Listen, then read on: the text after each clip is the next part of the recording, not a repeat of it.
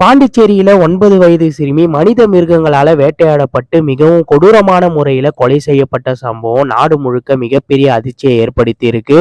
உலகமே தெரியாத அந்த சின்ன குழந்தைக்கு இப்படி ஒரு கொடூரத்தை செஞ்ச அந்த மனித மிருகங்களுக்கு மிக கடுமையான தண்டனை வழங்கணும் அப்படின்னு சொல்லிட்டு மக்கள் எல்லாருமே தன்னெழுச்சியா தெருவில் இறங்கி போராட்டம் நடத்திக்கிட்டு இருக்காங்க.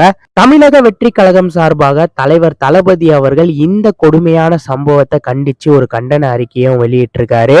அவர் வெளியிட்டிருக்க அந்த அறிக்கையில பாண்டிச்சேரியில 9 வயது சிறுமி கடத்தி கொலை செய்யப்பட்ட சம்பவத்தை கேள்விப்பட்டு என் நெஞ்சமே பதறடிச்சு, பெற்ற பிள்ளையை இழந்து பெருந்துயரத்துடன் இருக்கிற சிறுமியோட பெற்றோருக்கு கனத்த இதயத்தோட என்னோட ஆறுதலை சொல்லிக்கிறேன் அப்படின்னு சொல்லியிருக்காரு. இந்த கொடுமையை செஞ்ச ஈவு இரக்கம் இல்லாத அந்த மனித மிருகங்களுக்கு மிக கடுமையான உச்சபட்ச தண்டனையை வழங்கணும் அப்படின்னு அவருடைய அறிக்கையில சொல்லியிருக்காரு. பெற்றோர்களும் அவர்களுடைய குழந்தை எங்க போறாங்க வராங்க, யார்கிட்ட பேசுறாங்க அப்படின்றத கண்காணிக்கணும் அப்படின்றதும் இந்த வீடியோ மூலமா நாங்க கேட்டுக்கிறோம்.